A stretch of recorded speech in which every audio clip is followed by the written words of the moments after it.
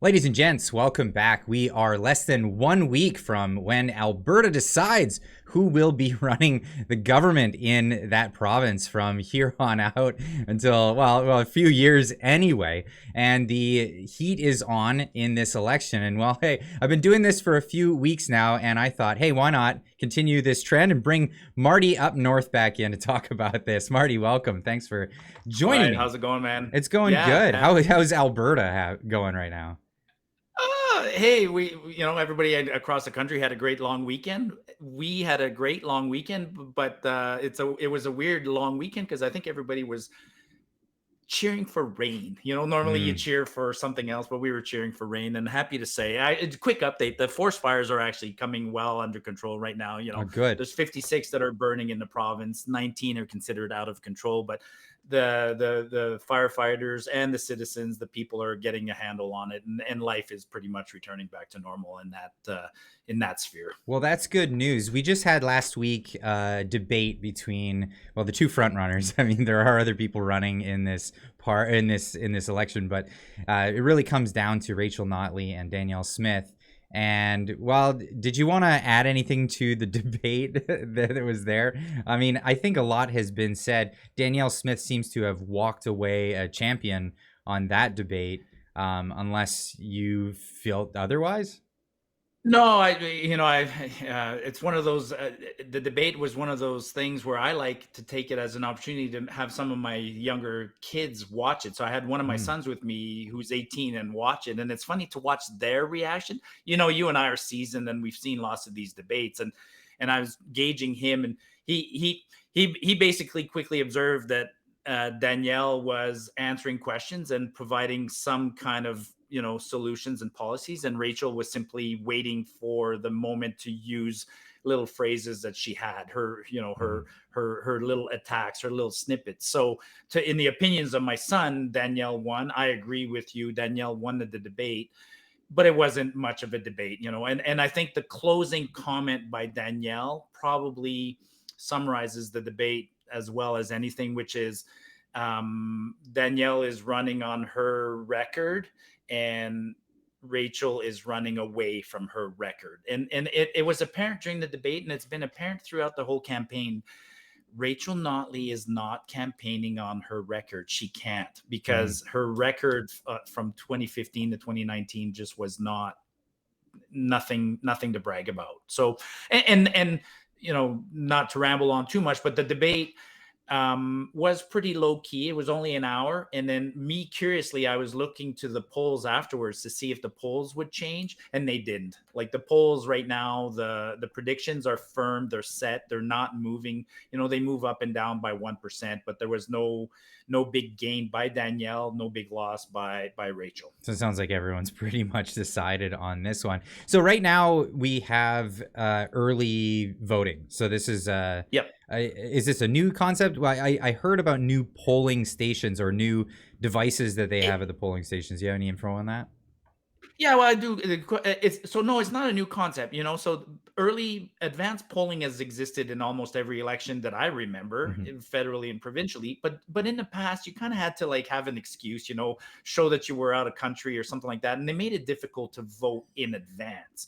Nowadays, it's simple. I mean, here's the registration for one of my kids, and like, we can go vote at 9 different stations here in advance. So I took advantage of that yesterday and today. But before I get into that, like, yesterday in Alberta, the numbers came out, and there was, let me flip it over, 161,000 Albertans voted yesterday. Wow. So that's impressive. There's about 2.3 million over 18 registered to or eligible to vote. So Hmm. we've already had a 5%. And then, as of a few minutes ago, when I looked on the website, we were up to 260,000. So, like, literally 10% have voted. So the advanced polling is becoming extremely popular. It's easy to do. And I'd say we're almost in an era now where the voting is like a 5-day event that culminates on Monday, on election day. Hmm. Um, But yeah, so I went to the polling, and Alberta's using, there was a lot of concern. You hear people worried about these voting machines, the Dominion voting machines. That's right. Yeah. I went, and you know what? I like what I saw. It's very simple. I registered. They give you, I mean, the ballots are huge. It's like an 11 by, or what's the normal size paper, 8.5 by 11. It's this big giant ballot. They give it to you in a black folder with only a little bit showing.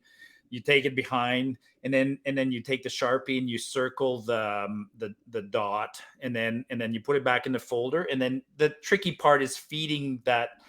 I was like trying to feed it. I'm like, oh, screw it. I took the ballot out of the folder and I just fed it into the machine. The machine looks like a combination, paper shredder, fax machine, ATM kind of thing. And then it gives you a quick little confirmation that it accepted it. But here's the beauty part. Remember, I did scrutinize an election many, many years ago, and afterwards, you'd look at, when you were counting the ballots, sometimes you'd see somebody would actually, instead of putting an X or a check mark, they'd circle it or cross it or do weird things. Hmm. And then you'd have the two scrutineers arguing whether the vote was valid.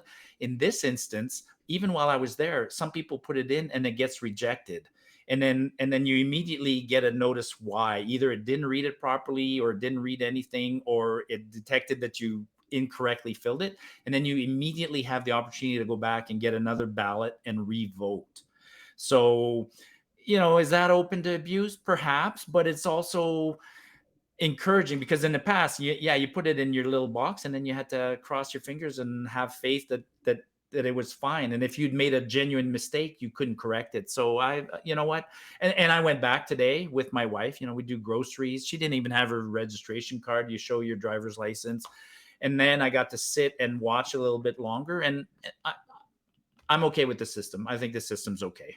Okay, yeah. Open to abuse? I know that there are people that are Yeah. concerned about these voter machines, and that the systems can be abused. That there's, the possibility of them being hacked and whatnot. But I mean, there's possibility The to, possi- yeah, to hack any the sort of system. possibility, yeah, the possibility exists. But like, for instance, let me just, like, without giving details, like mine says, electoral district 47, voting area 52, and then there's be like table 1, 2, 3, 4, 5. So there's like four tabulating machines. Well, if out of that, and later on after the election, Alberta Elections will publish all the stats on all these stations, like station by station by station. So if one machine suddenly had, I don't know, 100% voting one way, and then the other three machines are like 30, 40, 50, as an engineer, I'd be able to say, that looks suspicious. So Mm.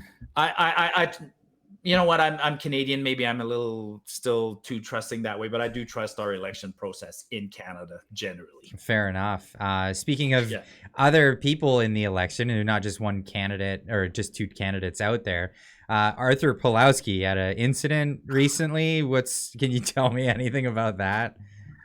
Arthur. I have a picture with Arthur. I mean, during the Freedom Convoy, he was a minor celebrity during the Freedom Convoy here Hmm. in Alberta. For people who don't know, Pastor Arthur has been active on the Calgary scene for, I don't know, since 2010 or something like that. He's a Polish immigrant here. In honesty, he's done some great works over the years. He feeds like people downtown Calgary, the homeless, like 3 days a week, and he's been doing it for 20 years, kind of thing. Hmm. Always has been a little controversial, preaching at City Hall and things like that. He got arrested a bunch of times during COVID. He refused to put up with the restrictions. Good on him. I Yeah. admired him when he was doing that. And then one of Danielle Smith's, um, call it not quite an electoral campaign promise, but sort of when she became leader, she said she'd look into the column injustices of the COVID policies and the mandates. And so, and Generally, though, Arthur, right? Like not generally, not yeah, specifically to his case. no, she said she was going to see how the convictions were going. I mean, some people interpreted that her original comments as offering sort of full-blown amnesty to anybody who got a COVID ticket. Yeah. Anyways, so I don't know if she personally promised Arthur something or not, but they definitely had a phone conversation at one point that got leaked out to the CBC, Hmm. and then subsequent to that, the the ethics commissioner for Alberta investigated into it, and his report's a little bit ambiguous. I mean, he does say that it wasn't completely appropriate, but then Danielle acknowledges that as soon as she found out that it was inappropriate, she did stop. Anyways, Arthur started his own political party. He got booted out of his own political party. He managed to quickly start a second political party for this election. And then today he was on the steps of the legislature and he gave basically a brimstone and fire speech where he was just slamming Danielle, slamming Rachel, slamming everybody. And it's interesting how Rachel tried to grasp onto that a little bit as evidence that Danielle is unfit because she had met with the pastor. Is like, hey, I just told you the same thing. I mean, I have a picture of me and the pastor. I love the guy. I love what he's done, but he right now he's stressed to the nines because of this COVID mess, or the fame went to his head. But he's having a bozo eruption, as far as I'm concerned, and everybody's just distancing. Yeah, there it is, and everybody's. I mean, God, I would not want him as one of my candidates right now. If he would, no, do not. So that's it made the news, but I don't think it's not going to sewer anybody at this point. You know, between you and me, I think that the campaign now is established. We're 5 days away from the final vote. At this point, it's a matter of, if nobody makes a mistake, then I'd say it's Danielle's to win. Well, and that's another thing I wanted to talk about. So Rachel Notley, you said, is latching on to this whole Arthur Pawlowski thing because it helps with her campaign against Danielle Smith. Now, her whole campaign has been against stuff. Have we heard anything about what their policies are? Because I know in the debate they didn't want to talk about she didn't want to talk about her past, and she was definitely not talking about what she was going to do, just what she wasn't going to do that Danielle says. No, you watched the debate. We didn't hear anything from Rachel in the debate, and we're still not. So, no, there's a loose sort of guiding principle on the NDP website, but it's not like they're publishing policies. You know, the biggest one, for instance, is still, we're going to reduce hospital wait time. I mean, that was a funny one today. You know, one of the candidates in Red Deer was cherry picking data. She picked the NDP candidate for Red Deer, picked the here in Alberta, we publish wait time in emergency rooms. Oh, okay. So yes, so coming back from the May long weekend, she published the wait time for the Red Deer Hospital, and it was 11 hours or something like that. And she made a big tweet about it. And then I just went on the website this morning and said, oh, well, it's down to 3 hours. So obviously, I made a smart ass comment saying, obviously the UCP fixed the problem in the last 3 days and everything's good. But so that's the extent of their policy, is we'll improve the wait times. And then you and I talked last week where Danielle will present something like, we're going to do this for ambulances, or we're going to do this, or we're going to do that. So Danielle, an actual policy that illustrates what will actually change and how things will improve based on that. And so today we got a good policy from Danielle, which was, she called it Bill 1, which I think in effect would mean it would be the first bill she would pass if elected, which is a shareholder or a taxpayer protection bill, one that would require the government to have a referendum if it ever considered changing the tax rates or imposing a PST or something like that. So, and immediately that's awesome. It's an awesome bill, which was slammed by the NDP because the NDP said, well, there was a bill like that in the past and it got revoked. It's like, yeah, it got revoked by you guys. So because they're happy to change the tax rates just willy-nilly on what well, that's exactly it. And they're just happy to say, well, that bill will have no teeth. It's like, well, we don't know that. At least it's proposed. Let's see. Where's your bill? Where's yours? And well, in fact, that is the only thing we know that the NDP have proposed so far is an increase in the corporate tax rate from 8 to 11%. So, which is unpopular for anybody, really. Yeah. No, I would say. I'd say the lines are drawn. People have made up their mind. The polls are not shifting very much. Mm-hmm. It's up to every party not to make a mistake right now. But I'll say this. We talked a little bit last week about the the complaint that was filed by the UCP to Alberta Election regarding union funding and Yeah. whatnot, and how the advertising had gone down. To me, it really looks like there's zero advertising going on by the NDP right now. You Wow. know, you and I are both on YouTube. I mean, it became annoying for me to click on a YouTube video and immediately have an NDP ad, and they're gone. You know, and is it because of that? Perhaps. But my other thought watching the election right now is that the NDP came out of the gate a little too hard, too fast, too quickly, and fizzled out. You know, Hmm. those fun little clips of Danielle talking, you know, her comments about whatever, Nazi Germany, her comments about all those things, they'd all fizzled out, and there's nothing left now. I mean, if I was Danielle, I'd almost say nothing. Yeah. Actually, I want to She almost has nothing just to one say. quick thing Yeah. One back last on thing. policies. Yeah, on policies, there was the NDP are really afraid to debate policy right now, Hmm. and there was an amazing example of that yesterday. In Fort McMurray, which is the riding of Brian Jean, very well spoken former current MLA. The NDP didn't even present a candidate. They didn't want to show up at the debate. They didn't. So basically, Brian Jean stood on stage and took questions. So they're not going to debate because, I mean, I've seen some. Well, Well, we if know the your history viewers of Fort McMurray and the NDP. well, So we also know the history of some of the, you know, of the NDP candidates. I mean, even here in Calgary,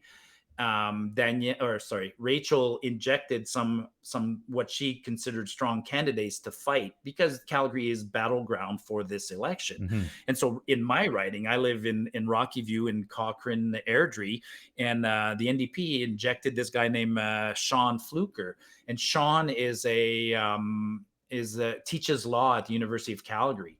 So you'd think he'd be able to stand on his feet and be able. Well, man, he was confronted by somebody who asked him questions about pipelines because he actually represent. Have you ever heard of Joe Vipon? No, I Does haven't. Joe? Oh God, Joe was one of those doctors during COVID that was over the top with the mask mandates. He's an Albertan. Oh, I always thought he would be on the ballot somewhere. Anyways, Joe fought the federal government, and Sean represented him as his lawyer in a battle against pipelines in Ottawa. Okay, so Sean, the NDP candidate here in Cochrane, is anti-pipeline, and when asked about that on at the debate yesterday or whatever, he froze. It was like oh. he basically went to well. You know, client attorney privileges, and I can't talk about it. And they're like, well, you must at least have an opinion on Bill 69, the No Pipeline Act. And he's like, he froze. I was I like, just wow, turn in your okay. hat at that point while it's over. Yeah. All right, Marty, where can people Yeah. find you online? Marty Up North on Twitter, Marty Up North on YouTube. And I know people are asking me on YouTube, Marty, when are you going to do a new video? Hey folks, it's been a long winter. I'm heading out to the mountains on Friday. I'll be gone Saturday, Sunday. So hopefully when I come back in a couple of days, I'll have a brand new video of an adventure. I'm trying to get to a lake in the mountains that's normally pretty easy to reach if we go in September, but the rivers are so high right now, and I'm going to go the long way. I'm trying a new route with a buddy. We're going to try and pioneer a route. So that's worthy of a video. All right, For looking sure. forward to that, and looking forward to having you back after this election to have a recap of how it went.